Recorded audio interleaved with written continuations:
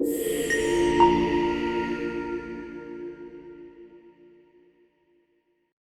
va se tenir debout, on va passer à la parole de Dieu. Dimanche passé, nous avons parlé sur, suite à la journée, c'était la journée, quelle journée dimanche passé? Pentecostes, hein, qui vient du mot grec, Pentecostes. Et Pentecostes, ou Pentecostes, qui signifie quoi? 50. Pentagone. Hein? Je sais pas, une figure à 5 côtés. Pentagone. Pentecostes. 50. Et on a vu exactement 50. On a vu ce 50e jour, qu'est-ce que ça signifiait dans la tradition juive. Vous vous en rappelez? Laisse-moi vous dire, quand vous lisez la Bible, il y a un minimum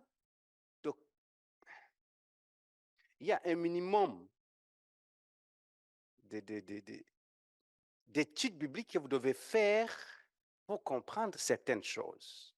Et quand on manque le minimum qui est là caché, pas caché, mais où on doit faire le lien entre le Nouveau Testament et l'Ancien Testament, vous risquez d'interpréter mal et de tomber dans les hérésies, que c'est qu'on voit partout, dans les médias sociaux, sur Internet, des enseignements, des soi-disant prédicateurs qui prennent au micro, qui parlent, qui enseignent, rien de ce qui est de la Bible. Ils vont déformer le message de Dieu. Amen. Alors, ne manque pas, quand on parle de Pentecôte, on ne peut pas manquer 50. Parce que Pentecôte est arrivé le 50e jour après Pâques. Pourquoi c'est arrivé le 50e jour?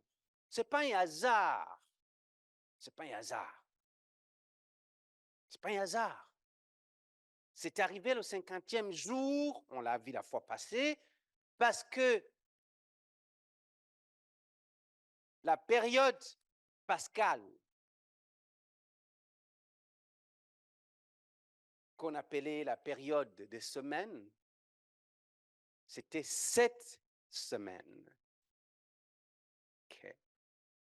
Et après les 7 semaines, les Juifs, la journée qui suivait, les Juifs avaient la fête qu'ils appelaient, je vous ai dit ce mot-là, je vois si vous avez gardé ça, le Shavuot. Ah, attends, je pense que je ne vous ai pas donné ce mot-là. Est-ce que je vous ai donné comment on répète? Shavuot. Et ce mot-là, Shavuot, c'est les Juifs célébraient la fête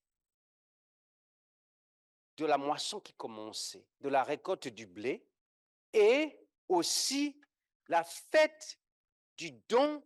Ils célébraient aussi le don du Torah qui leur a été donné au mont Sinaï. Le Torah qui est, ou la Torah, qui sont les 5 livres de Moïse. Ce que je viens de faire ici, là, ceux qui n'ont pas pris le cours de théologie, on appelle ça l'exégèse. C'est préparer, comprendre tout ce qui entoure un texte quelconque avant de rentrer dans ce texte. Alors, cette fête, ce n'était pas la première fois que les Juifs la célébraient. Alléluia. Ce n'est pas la première fois. Cette fête venait de durer à peu près 1500 ans. 1500 ans. Et Dieu a donné la promesse, Jésus-Christ a donné la promesse, quand il devait quitter, à ses disciples, il a dit quoi? Allez attendre à Jérusalem et je vous enverrai le Saint-Esprit. Nous allons lire maintenant Actes chapitre 1, verset 8. Mais vous recevrez une puissance, le Saint-Esprit, survenant sur vous, et vous serez mes témoins à Jérusalem, dans toute la Judée, dans la Samarie et jusqu'aux extrémités de la terre. La promesse est donnée. On va lire l'autre texte maintenant, qui est dans Actes chapitre 2, verset 1 jusqu'au verset 12, que nous avions commencé le dimanche passé. Chapitre 1, verset 8, on vient de lire. Il y a une promesse qui est donnée. Et ici, il y a le jour de l'accomplissement de la promesse. Il dit le jour de la Pentecôte, ils étaient tous ensemble dans le même lieu. Tout à coup, il vint du ciel un bruit comme celui d'un vent impétueux, et il remplit toute la maison où ils étaient assis. Des langues semblables à des langues de feu leur apparurent, séparées les unes des autres et se posèrent sur chacun d'eux. Ici, il y a une image, une manifestation physique. Et ils furent tous remplis du Saint-Esprit et se mirent à parler en d'autres langues selon que l'Esprit leur donnait de s'exprimer.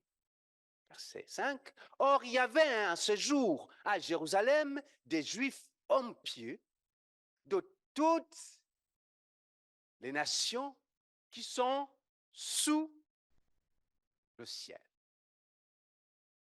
Au bruit qui eut lieu, la multitude accourut et fut confondue parce que chacun les entendait parler dans sa propre langue. Ils étaient tous dans l'étonnement et la surprise. Et ils se disaient les uns aux autres, voici, ces gens qui parlent, ne sont-ils pas tous galiléens? Et comment les entendons-nous dans notre propre langue à chacun? Notre langue maternelle. Parthès, Médès, les Élamites, ceux qui habitent la Mésopotamie, la Judée, la Cappadoce, le Pont, l'Asie, la Phrygie, la Pamphylie, l'Égypte, le territoire de la Libye voisine de Cyrène, et ceux qui sont venus de Rome, juifs et prosélytes, crétois et arabes. Comment les entendons-nous parler dans nos langues des merveilles de qui? De Dieu. Ils étaient tous dans l'étonnement et ne sachant que penser, ils se disaient les uns aux autres. Que veut dire ceci? Tendre Père, merci pour ta parole. Seigneur, quand tu envoies ta parole, tu t'assures que cette parole porte le fruit là où elle a été plantée. Je veux que ce matin, Seigneur, que la semence qui sera plantée dans la vie de ma sœur et de mon frère, que ce soit une semence incorruptible que l'ennemi, le doute et la confusion ne pourra pas arracher, mais qu'elle soit une semence qui va porter du fruit dans la vie de mon frère et de ma sœur, enfin, éternel Dieu, qu'ils puissent expérimenter ta puissance dans la vie de tous les jours et qu'ils puissent être tes témoins dans cette partie du monde où tu nous as envoyés. Fais du bien à chacun d'entre nous. Utilise-moi comme tu veux et je sois juste un canal au nom puissant de Jésus. Amen. Vous pouvez vous asseoir dans la présence de notre Seigneur.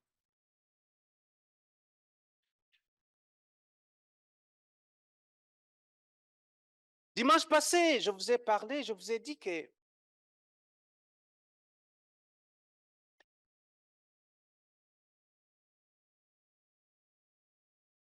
s'il y a une chose que l'être humain n'aime pas ou a la difficulté à supporter ou à gérer, c'est la déception.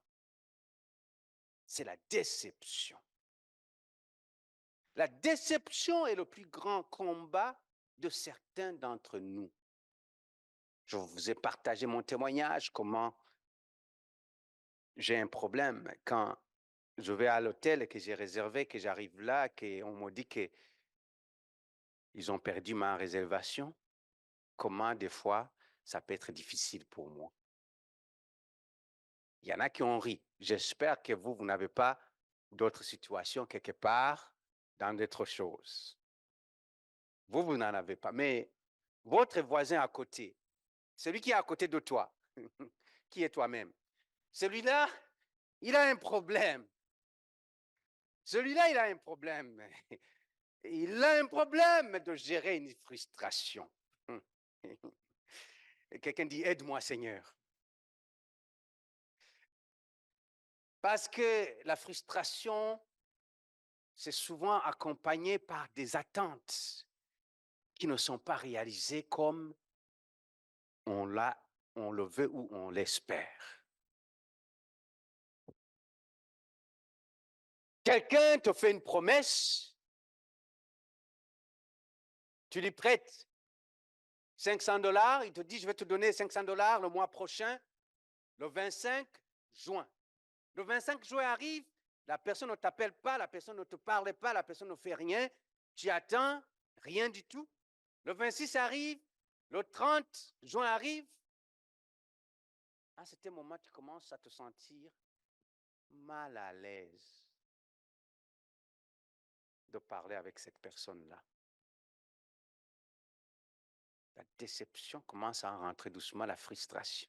Un mois après, rien. 2 mois après, rien. 3 mois après. Des fois, tu envoies un message. Bon, est-ce que tu as... Quand la personne ne répond rien de ton message que tu as envoyé ou de ton appel, là maintenant, tu rentres dans une frustration et une colère à cause que la personne t'a déçu. La personne t'avait donné une date, une promesse. Et le 25, il va te rembourser ton argent. Ça, c'est un exemple physique que vous pouvez expérimenter, que vous connaissez très bien. Mais quand maintenant on transpose ça dans le monde spirituel, ça nous suit aussi. Dieu donne une promesse, tu reçois la promesse, mais la promesse, tu ne la vois pas s'accomplir. Laisse-moi vous poser une question. Quand tu dis que la promesse, tu ne la vois pas s'accomplir, tu ne la vois pas s'accomplir, quelle date?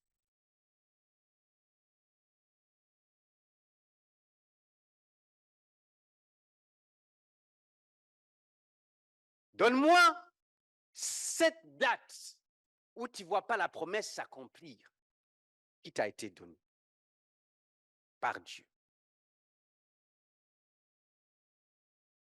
Alléluia. Voilà le problème que nous avons, les enfants de Dieu. Dieu donne la promesse, mais Dieu ne te donnera jamais la date et l'heure de l'accomplissement de la promesse.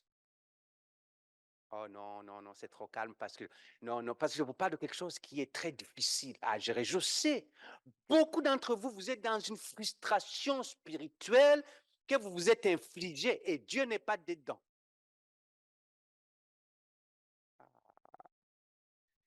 La Bible nous dit que une journée pour Dieu est comme 1000 et 1000 est comme une journée. En d'autres termes, c'est pour nous dire que Dieu fonctionne à l'extérieur du temps que nous avons. Alléluia. Est-ce qu'il y a des personnes ici qui ont des promesses de Dieu? Oui, il y en a, sûrement. Il y en a, vous avez des promesses de Dieu.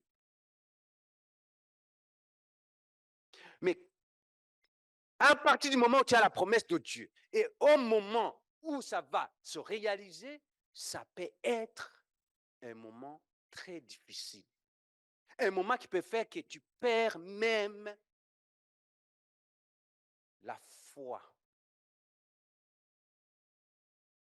Combien de personnes vous connaissez qui allaient à l'église, qui priaient, qui chantaient et tu les retrouves maintenant, ils ne veulent rien savoir de ce qui est de Dieu. Qu'est-ce qui s'est passé réellement?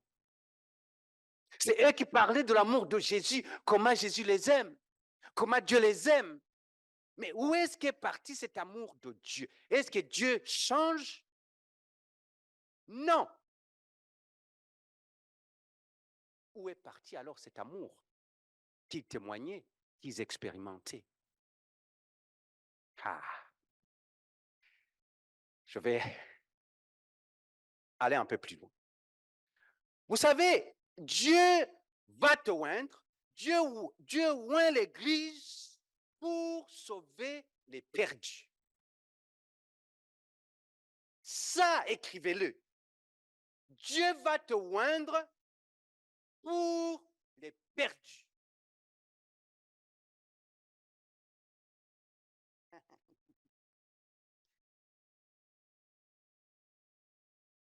La déception que nous avons, nous les enfants de Dieu, on pense que la puissance de Dieu, en passant le message d'aujourd'hui, ce sont les principes de la puissance. La puissance de Dieu est là pour nous. Non, non, on va le voir dans ce texte. Qu'est-ce qui s'est passé? La puissance de Dieu n'est pas là pour toi. Mais la puissance de Dieu est là, il se manifeste à travers de toi pour les perdus. C'est ça la grande mission que Dieu nous a donnée sur cette terre. Tu peux me dire l'autre grande mission que Dieu nous a donnée sur cette terre? Il dit,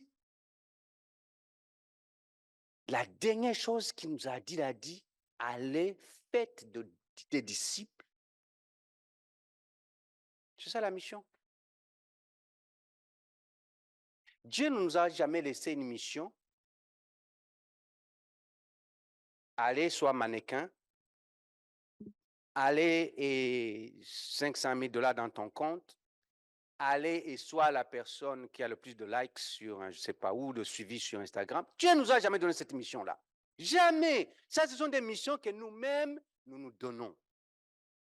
Mais le problème, c'est qu'on ne veut pas aligner les choses selon comment Dieu les a tracées pour nous. On veut inverser. On veut d'abord nous faire notre propre mission, puis après, on regardera la mission de Dieu.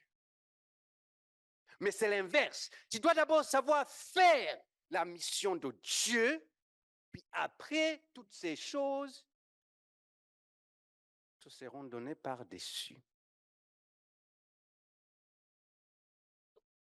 Cette compagnie que tu veux ouvrir te sera donnée par-dessus. Ces études que tu veux faire te seront données par-dessus. Ce mariage que tu veux faire te sera donné par-dessus. Cette guérison que tu veux te sera donnée par-dessus. Mais la condition, d'abord, aligne-toi selon la promesse de Dieu. Amen. Je continue. Alors, Dieu n'a pas changé. Regarde quelqu'un à côté de toi, dis-lui, Dieu n'a pas changé. Alléluia. Nous n'avons pas besoin, il y en a qui pensent que nous avons besoin d'un nouvel évangile. Nous n'avons pas besoin d'un nouvel évangile. Il y en a qui veulent inventer l'évangile pour essayer, je ne sais pas quoi, de rendre populaire ou je ne sais pas. Non. Nous n'avons pas besoin d'un autre évangile pour essayer d'avoir la popularité. Nous avons besoin de l'évangile. L'évangile qui nous a été donné est assez pour convaincre. Est-ce qu'on me suit ici? Nos méthodes n'ont pas changé. Nous devons partager. Vous savez, il y a des étapes dans la vie d'un enfant de Dieu que vous devez observer. OK? Il y a des étapes que tu ne peux pas passer à côté. C'est comme ce que j'appelle le check-up d'un chrétien. Parmi ces étapes, il y a la prière. Ça doit être dans la vie d'un enfant de Dieu. Il y a l'onction du Saint-Esprit. Check. Ça doit être dans la vie d'un enfant de Dieu. Il y a le partage. Partage avec les autres. Il y a le témoignage. Tu dois être un chrétien, enfant de Dieu qui témoigne. Gagner les âmes. Tu dois avoir ça dans ta vie pour dire, écoute, quand est-ce que j'ai eu l'occasion de témoigner de Dieu à une personne et je l'ai fait? Ça, c'est check. Il y a le donner. Ça, c'est difficile. Donner. Il y a aimer les autres. Quand tu vois c'est, je pense quoi, 7 choses que je viens de vous donner, quand tu vois ces 7 choses, que c'est check, check, check, tu peux dire réellement que tu es un disciple de Jésus-Christ. Mais dans l'église, pas ici, pas vous, l'autre qui est à côté de toi, il y en a que la prière, ça fait jamais partie de leur vie. Il y en a que tout ce qui touche l'onction du Saint-Esprit ne fait pas partie de leur vie. Il y en a qui tout ce qui touche le partage. Partage. Vous savez, avec le partage, vous témoignez comment Dieu est amour. Amen.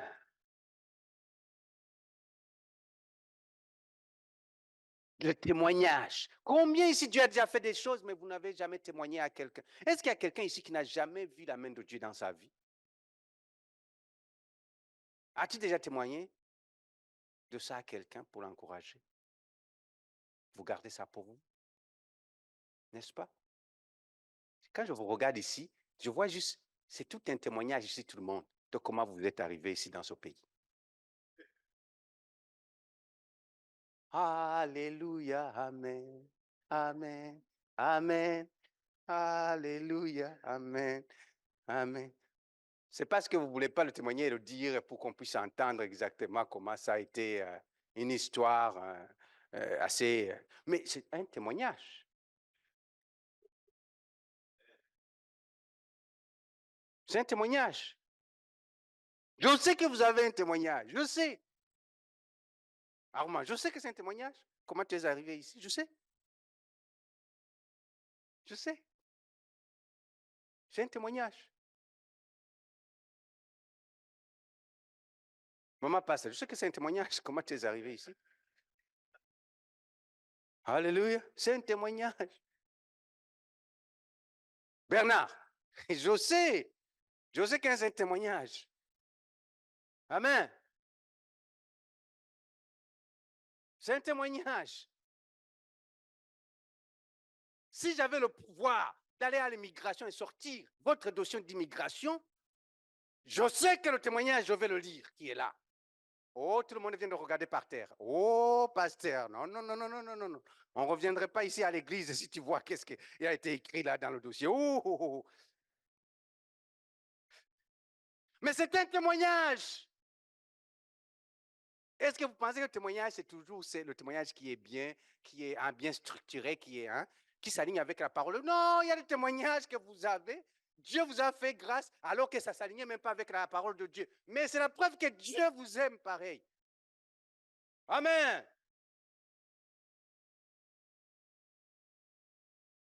C'est pour cela qu'on n'entend pas de témoignage de ceux qui ont été volés puis on les a coupés le bras. Ils ne témoignent pas. C'est un témoignage. Peu importe ce que vous avez dit. Certains d'entre vous, vous avez tué vos parents. Ils n'existent plus. Certains d'entre vous, vous avez dit que toutes sortes d'histoires, toutes sortes d'histoires. Que Dieu nous aide. Mais c'est un témoignage. Témoigne. Alléluia. Alors, s'il y a un temps où il faut qu'on témoigne, c'est bel et bien le siècle présent. Parce que vous savez, l'humanité n'a pas changé. Il a toujours été totalement dépravé. Il a toujours été totalement dépourvu de la connaissance de la puissance de Dieu. Alors, Maintenant, pour que Dieu puisse nous aider et nous soutenir, pendant qu'il nous donne des promesses, Dieu a dit faire quelque chose. Avec les apôtres, nous a donné un message. Il dit aux apôtres, allez, attendez-moi à Jérusalem. OK? C'est ça, les apôtres. Amen. En passant, un apôtre, c'est quelqu'un qui a vu Jésus avec ses yeux physiquement. OK? Si tu n'as pas vu Jésus avec les yeux physiquement, tu n'es pas supposé t'appeler apôtre. Ça, c'est l'évangile, vrai évangile. Je ne parle pas de ceux qui se proclament apôtres dans des pays où tout le monde est devenu apôtre maintenant. Non.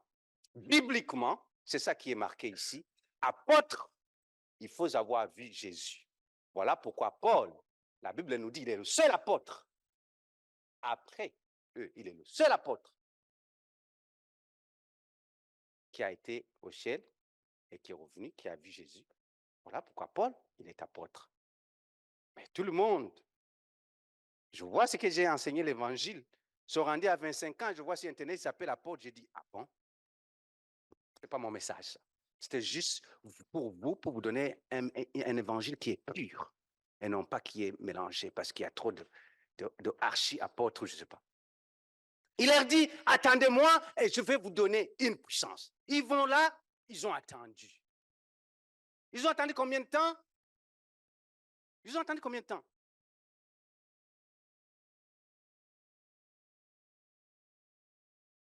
Il y a eu une période d'attente.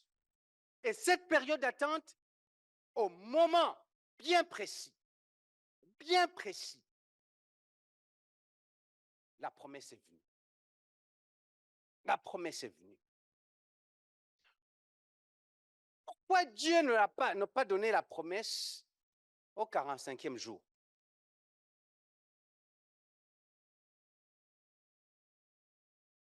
J'ai parlé de la réponse dans mon message. Dieu, je vous ai dit que Dieu ne fait jamais rien pour vous. Il ne vous donne pas sa puissance.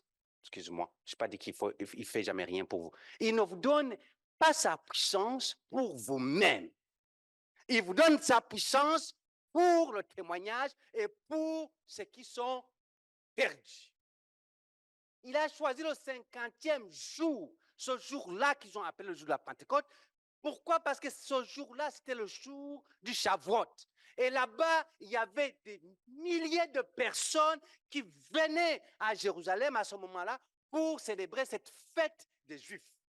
Donc, il fallait qu'il leur donne à ce 50e jour-là pour que tous ces milliers de personnes puissent entendre la bonne nouvelle de Jésus, être témoins de la bonne nouvelle de Jésus-Christ.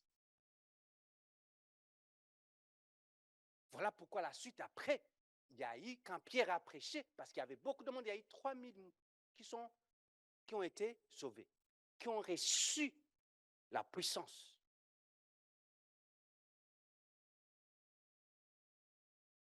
Et pourtant, il avait fait la promesse. Mais il a attendu un moment bien spécifique. Dieu, dans ta vie, il va te donner une promesse.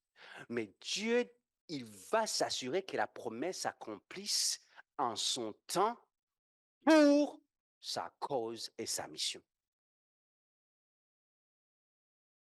Oh, ceux qui pensent que, oh oui, je vais gagner à la loterie 10 millions pour pouvoir, je ne sais pas quoi, m'acheter une belle maison, une belle voiture pour pouvoir aller voyager, je ne sais pas faire quoi. Détrompez-vous. Détrompez-vous. Ça, vous n'avez pas besoin de Dieu pour le gagner. Même les païens, ils gagnent ça. Si Dieu veut te donner son argent, il va te le donner, mais il va te le donner pour un but quelconque. S'il va te donner sa puissance, il va te donner sa puissance pour un but quelconque au moment bien opportun pour Dieu et non pas pour toi. Est-ce que tu penses que Dieu va te donner la puissance de guérison pour que tu puisses te guérir toi-même? Si tu te donnes le don de guérison, c'est pour les autres. en premier. Le reste, Dieu va s'occuper de toi pour que sa mission puisse continuer à être accomplie. Dieu va te donner la santé pour que tu puisses continuer à faire sa mission. Dieu ne va pas te donner la santé pour que toi, tu puisses être là, se maquiller, être belle ou beau. Non, Dieu ne va pas. Non, non. Non, non. Dieu va te donner la santé pour que tu puisses continuer à accomplir sa mission. Alors, en d'autres termes, pourquoi Dieu devait te guérir si tu es malade? Pourquoi Dieu devrait te donner un emploi si tu es dans le chômage? Dieu va te donner un emploi pour que tu puisses gagner de l'argent, pour que tu puisses payer ton loyer, pour que tu puisses avoir à manger, pour que tu puisses t'habiller. Mais après ça, la finalité, c'est pour que tu puisses être son témoin là où tu es. Si tu as tout ça, tu manges, tu bois, tu vis dans une maison, tu habites dans une maison, tu achètes des voitures et qu'il n'y a rien qui est accompli pour sa mission, attends-toi qu'à ce moment, Dieu, il va maintenant, je ne sais pas comment on peut appeler avec la génération d'aujourd'hui, là, il va retirer, OK? Il va télécharger ce qu'il avait, je ne sais pas comment on a, il va downloader ce qu'il avait uploadé. OK? Upload, c'est comme mettre. Alors, il va télécharger ce qu'il avait.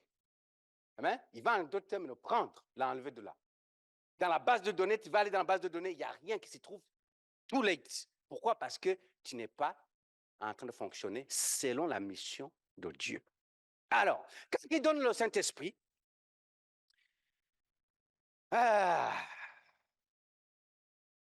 Je vous donne ça, je vous donne ça. Nous avons vu que quand le Saint-Esprit est arrivé, quand c'était le moment, le bon moment, il y a eu, premièrement, la puissance qui s'est manifestée à travers ce Saint-Esprit-là a été une puissance qui est symbolisée. C'est là où on nous dit qu'il y a eu, tout d'un coup, il vint du ciel un bruit comme celui d'un vent impétueux. Et il remplit toute la maison, ils étaient assis. Okay. Des langues semblables à des langues de feu leur apparurent, séparées les unes des autres, et se posèrent sur chacun d'eux. En d'autres termes, le vent est un symbole dans les Écritures. Vous allez voir que le vent est un symbole des Écritures qui parle souvent du Saint-Esprit. Deuxièmement, vous allez voir que le feu qu'on parle est aussi un symbole du Saint-Esprit. Donc, la puissance de Dieu, ici, on voit qu'elle est symbolisée. Elle est symbolique. Elle est là. Dieu la représente. On la voit. Qui vient, qui se pose sur chacun d'eux. Deuxième chose, la venue de sa puissance devient maintenant vocale. Regarde le verset 4. Le verset 4 dit, « Et ils firent tous remplis du Saint-Esprit et se mirent à parler en langue. » En langue. Vous savez, quand on parle de la Pentecôte, on voit tout de suite parler en langue. Quand on parle du Saint-Esprit, on voit tout de suite parler en langue. Le Saint-Esprit est beaucoup plus que le parler en langue. Je pense que j'ai déjà prêché pendant 4 ou 5 dimanches sur le Saint-Esprit. Son rôle dans nos vies.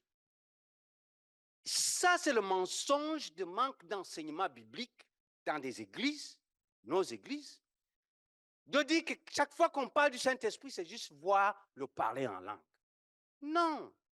Le parler en langue, j'aurai le temps. Je ne me suis pas encore, je n'ai pas encore enseigné là-dessus. J'aurai le temps d'enseigner sur le parler en langue. OK? Et je pense que ça sera très édifiant pour chacun ici. Le parler en langue, c'est juste un aspect qui est là.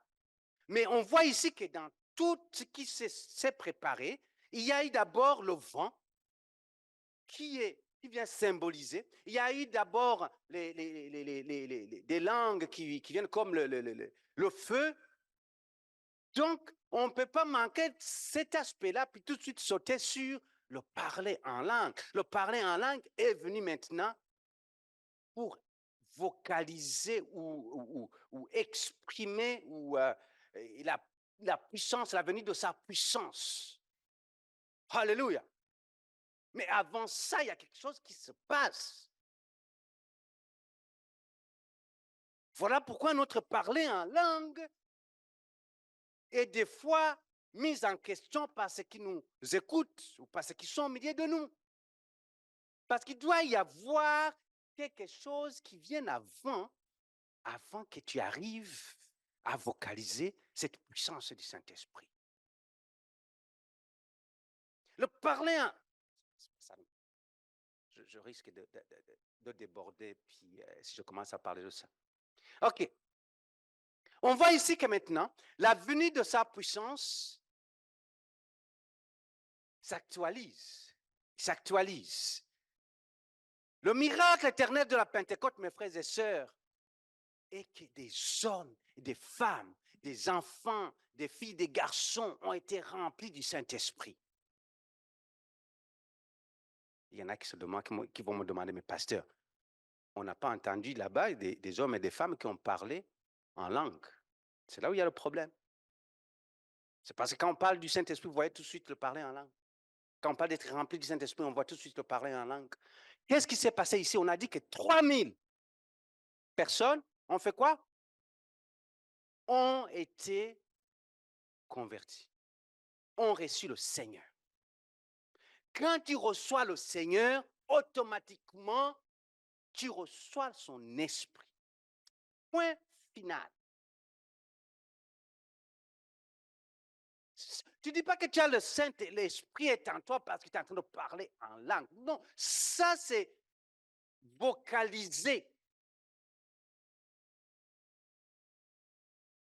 Mais dès que tu reçois le Seigneur Jésus-Christ, tu reçois le Saint-Esprit. Donc, comme je disais, le miracle éternel de la Pentecôte, ce n'était pas de parler en langue. C'est là où on s'arrête l'Église. Allez porter la bonne nouvelle avec vos amis, quoi que ce soit. Le miracle de Dieu éternel, le jour de la Pentecôte, ce n'était pas de parler en langue. On ne se limite pas là, mais c'était les femmes, les hommes, les enfants, les filles et les garçons qui ont été sauvés et remplis du Saint-Esprit. Est-ce que tout le monde me suit ici? OK. Maintenant, si vous me permettez, pendant peut-être 10 minutes, je vais vous donner les 3 principes du pouvoir ou de la puissance. Les 3 principes de la puissance. Quand vous lisez Actes chapitre 2, versets 37 et 39, si on peut aller là-bas, Actes chapitre 2, verset 39 et 37 jusqu'au verset 39, ça nous dit ceci. Après avoir entendu ce discours, ils eurent le cœur vivement touché, ils dirent à Pierre et aux autres apôtres, « Hommes, frères, que ferons-nous » 38. Pierre leur dit, « Repentez-vous et que chacun de vous soit baptisé au nom de Jésus-Christ pour le pardon de vos péchés et vous recevrez le don. » Le don, ok, il vient de leur dire, car la promesse est pour vous. Regarde comment Pierre, il dit, car la promesse est pour, et pourtant Jésus-Christ avait donné la promesse à qui? Aux apôtres. Allez à Jérusalem, attendez, je vous enverrai le Saint-Esprit. Pierre, ici, a eu la révélation.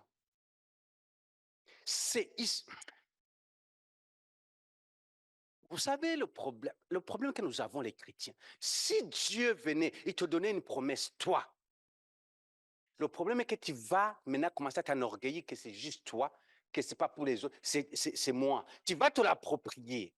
Je ne sais pas si vous comprenez.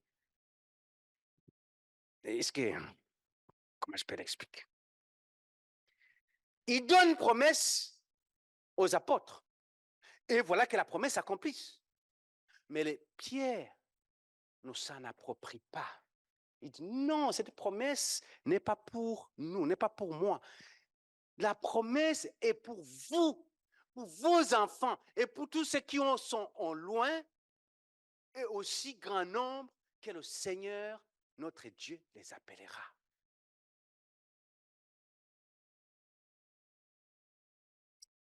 Seigneur, aide-nous, Seigneur. Une des prières que je fais, je dis, Seigneur, aide nos serviteurs d'aujourd'hui. Prie pour les serviteurs de Dieu. Si c'était un serviteur de Dieu, que Dieu avait donné la promesse, je vais te donner le don de guérir les malades. Je vous dis, aujourd'hui, avec ce qu'on voit, il commencerait à dire, écoute, quitte toutes les autres églises là, c'est pas.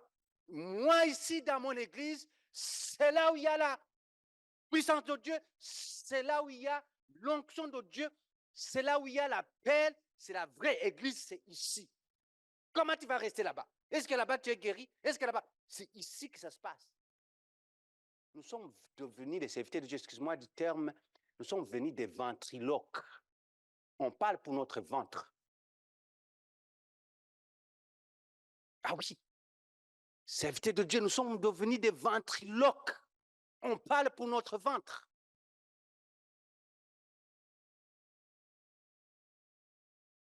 Hein? Combien de fois? Pierre, j'aime Pierre. Non, ce n'est pas pour nous. Oui, c'est la promesse. Non, mais ça là, c'est la promesse, c'est pour vous, pour vos enfants. Pourquoi Pierre a dit ça? Parce qu'il connaissait la mission de Jésus. Une chose, Pierre, vous savez qu'il avait des petits problèmes. Pierre avait le syndrome d'hyperactivité et tout ce qui peut exister avec. Il avait on appelle ça maintenant, c'est ADHD. En français, c'est comment? TDAH. Hein? C'est ce que nous avons, nous, les prédicateurs. Pierre, il avait ça. Okay? Pierre, il avait ça. Mais quand la puissance de Dieu est venue sur Pierre, le Pierre, avec Jésus-Christ, était plus le même Pierre quand la puissance du Saint-Esprit était venue sur lui. Ah. Le Didier, avant Jésus-Christ, ne peut plus être le même et n'est pas le même après la présence de Jésus-Christ dans sa vie, après la puissance du Saint-Esprit. Ça, c'est ce que chacun ici doit traverser comme transformation pour pouvoir voir la gloire de l'Éternel s'accomplir là où nous sommes.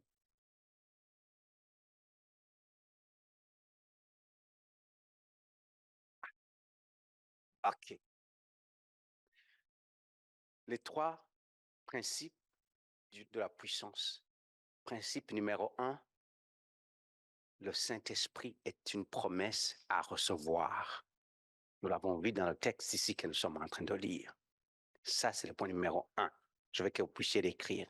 Je vais y aller rapidement, je ne veux pas vous traîner avec, sinon je vous garderai jusque demain.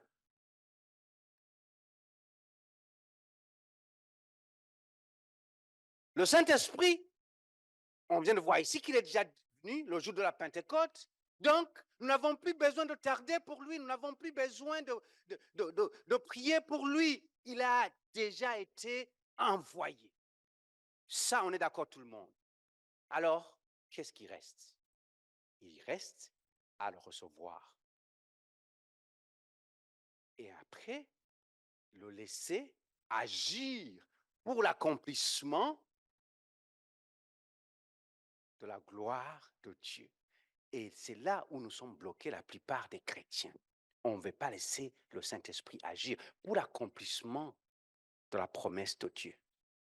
On veut mettre une sorte de clôture autour de ce Saint-Esprit pour qu'il reste là pour accomplir ce que nous voulons que Dieu fasse pour nous.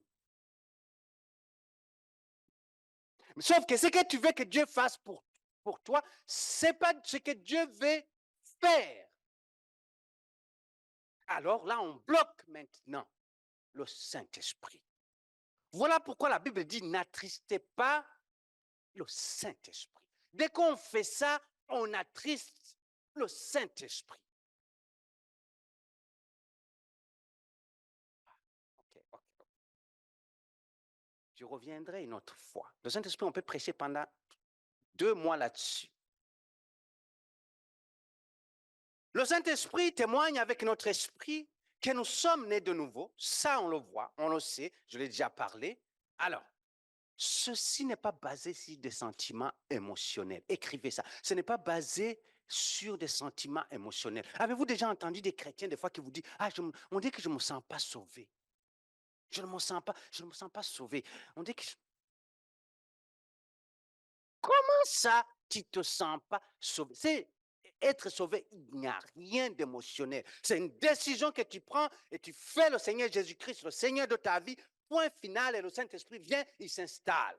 Et il n'y a pas d'émotion. Le Saint-Esprit, on a vu que ce n'est pas une émotion. C'est une personne. Je ne me sens pas, passé, je ne me sens pas. Il n'y a pas d'émotion. Il n'y a pas d'émotion, je ne me sens pas sauvé. Vous savez, vos émotions, ils font partie, c'est la partie la plus superficielle de votre nature, vos émotions. La preuve est que ça change. Depuis que vous êtes arrivé ce matin, vos émotions ont déjà changé, je ne sais pas combien de fois. Oui. Alors, si tu devais vivre selon tes émotions, ce que Dieu veut que tu vives, écoute, ça ne marchera pas parce que tu vas changer de vie à chaque 5, 6, 7, 10, 15 minutes, à chaque situation, à chaque mouche qui vole. Ça ne peut pas être guidé par ça. J'ai un problème avec les oiseaux chez moi. Alléluia. Si ma vie devait dépendre des oiseaux, à un certain moment, ma femme m'a demandé, mais qu'est-ce que tu as avec, quel problème tu as avec les oiseaux? Mon fils avait amené de son école, on lui avait fait faire une petite maison des oiseaux. Et j'ai eu il faut faire ce que les enfants amènent.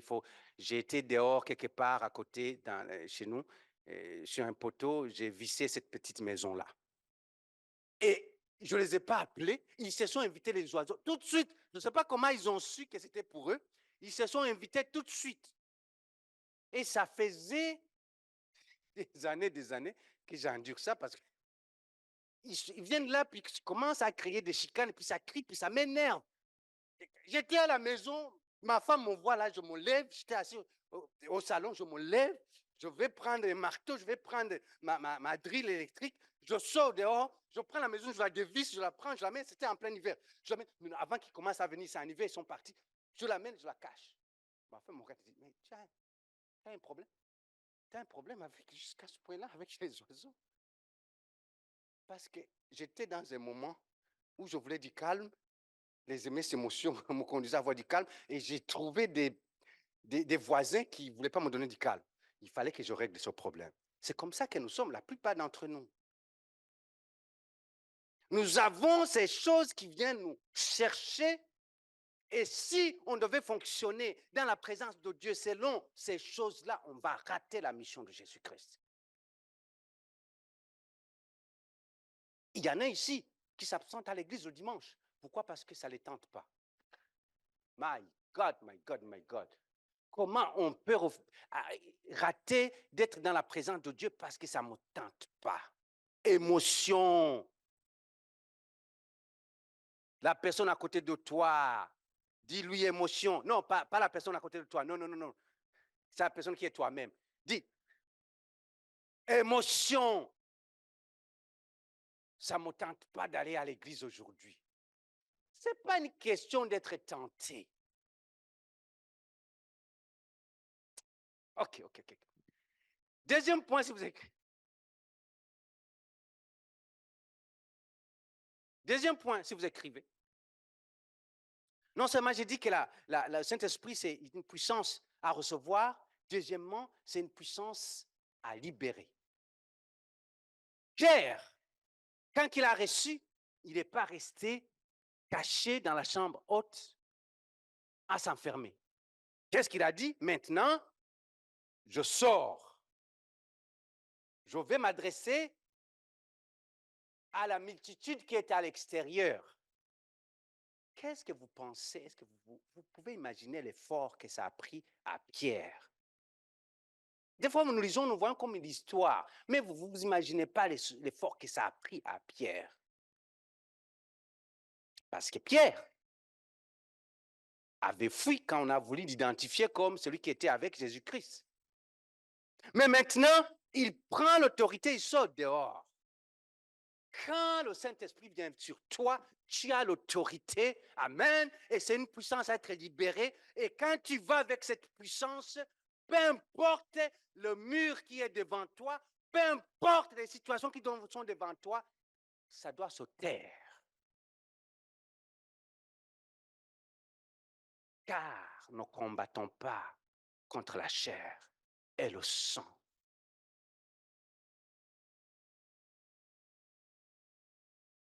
Certains d'entre vous, vous avez besoin de libérer le Saint-Esprit que vous avez reçu.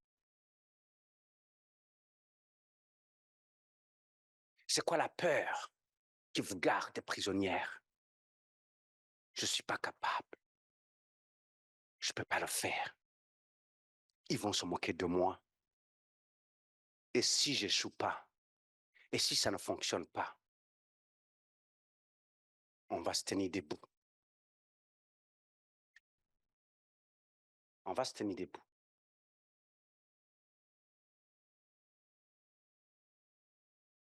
On va se tenir debout.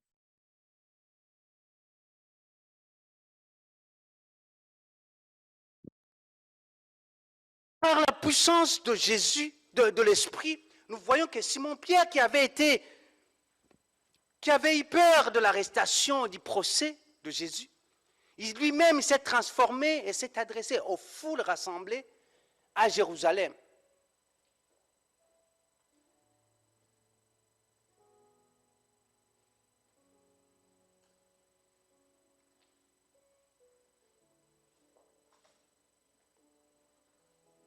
Troisième chose de la puissance, non seulement le Saint-Esprit est une puissance qui doit être libérée, mais le Saint-Esprit est une personne qui doit être reconnue. Pierre a refusé de s'attribuer le mérite de ce que Dieu faisait. Pierre a attribué tout le mérite à l'action du Saint-Esprit. Vous savez, parfois, lorsque Dieu commence à œuvrer, les gens commencent à s'en attribuer le mérite. Lorsque l'Esprit commence à œuvrer dans une église, mes frères et sœurs, je l'ai vu, et que les gens commencent à s'en attribuer le mérite, cela va tuer l'église. C'est dans Isaïe 42, chapitre 8. Lisez ça à la maison si vous voulez. Lorsque nous commençons, il est son ami là. Je suis l'Éternel, c'est là mon nom, et je ne donnerai pas ma gloire à un autre, ni mon honneur aux idoles.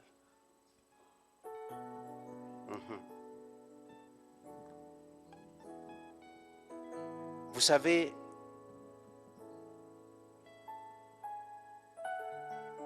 lorsque nous commençons à nous attribuer le mérite de ce que Dieu fait dans nos vies, cela s'arrête. Si vous espérez que votre vie gagnera les autres à Christ, sans le Saint-Esprit, vous vous trompez.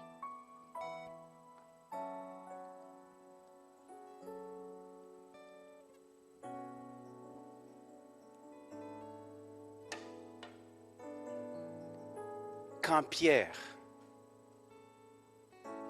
s'est adressé à la foule, il y avait tout un mélange de personnes.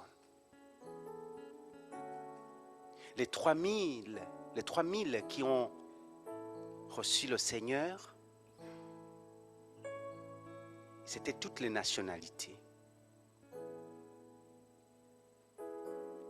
Pour nous dire que Dieu n'a pas de préférence. Quand il nous regarde, il nous voit tous comme sa création.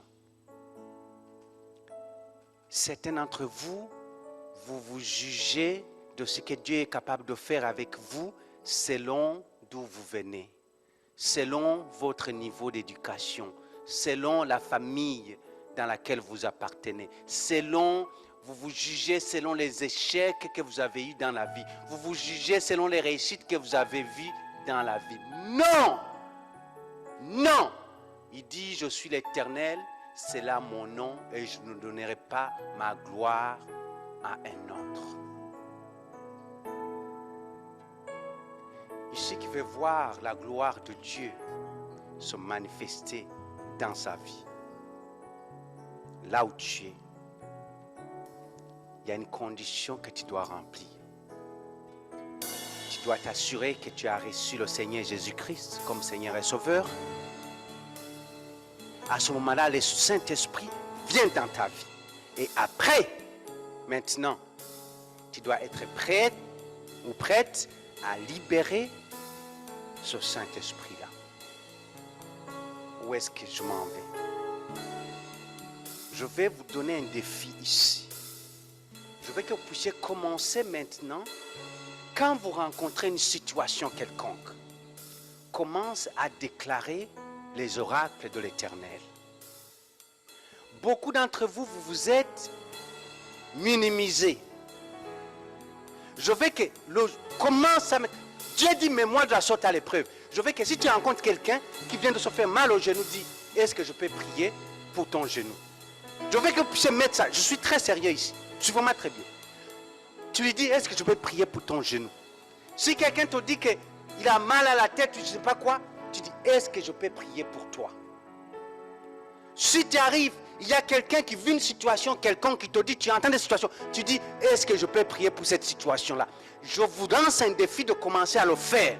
Et vous allez me dire comment vous allez voir Dieu se manifester dans les petites et les grandes choses, alors que vous avez toujours voulu laisser ça, vous êtes traumatisé, vous pensez que c'est juste pour les prophètes, pour les pasteurs, pour les évangélistes. Non, tu as reçu le même esprit que Pierre a reçu. Je veux que tu puisses l'exercer. Beaucoup d'entre vous, vous êtes dans le mensonge comme quoi vous n'êtes pas capable. Le diable t'a menti. Non, Dieu, là tu es peut-être la personne que Dieu va utiliser pour guérir des gens. Qui va utiliser pour que quelqu'un qui avait un pied qui était déformé complètement, le pied se met tout droit. Mais comment Dieu va le faire si tu n'oses pas ouvrir la bouche et proclamer les oracles sur la vie de cette personne? Je vous lance un défi maintenant. Vous vous dites que vous ne voyez pas la puissance du Saint-Esprit. La puissance du Saint-Esprit doit être libérée. Commencez à le faire et vous allez voir ce que Dieu peut faire avec vous. Alléluia. Est-ce que tout le monde me comprend? Dieu ne vous a pas donné un esprit de timidité. Fais-le. Ça, c'est un devoir à domicile. Fais-le. Fais-le. On te dit que quelqu'un est malade, est à l'hôpital. Est-ce que je peux aller à l'hôpital? Est-ce que je peux prier pour toi? Fais-le. Le reste, ce n'est pas à vous. Le reste, c'est au Père de le faire parce que vous avez obéi à ce qu'il vous demande. Est-ce qu'on est d'accord là-dessus? À partir de demain. À partir de demain. À partir de demain. Libère ce Saint-Esprit-là, cette puissance qui est en toi. Libère, libère, libère. Mets-moi de la sorte à l'épreuve. Libère cette puissance. Alléluia. Shorabasata. Lebrosotoriarabasaya. Si tu es là, si tu es là, et tu as toujours douté, tu as toujours été traumatisé, tu as toujours eu peur.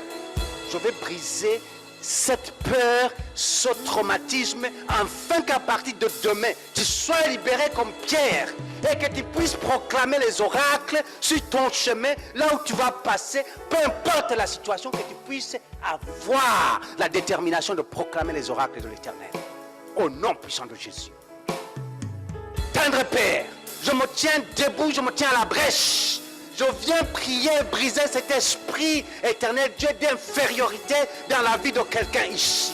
Cette personne qui se voit toujours inférieure, cette personne qui se voit toujours pas capable, cette personne qui pense que c'est toujours les autres qui sont loin. Non, le Saint-Esprit a été envoyé pour moi, pour mes enfants, pour mon frère, pour ma soeur. Et nous avons le Saint-Esprit. Seigneur, je prie que tu donnes maintenant le courage et la capacité de libérer, alléluia, l'Esprit, cette puissance qui est en eux, et éternelle, qui puisse voir ce que toi tu es capable de faire.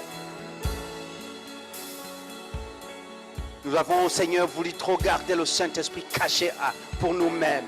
Mais le temps est venu, Seigneur, où nous devons sortir, où ce monde va voir, où ce monde doit voir que ta puissance qui était là le jour de la Pentecôte, que cette puissance est encore là aujourd'hui et qu'elle peut être libérée et qu'elle va produire le fruit.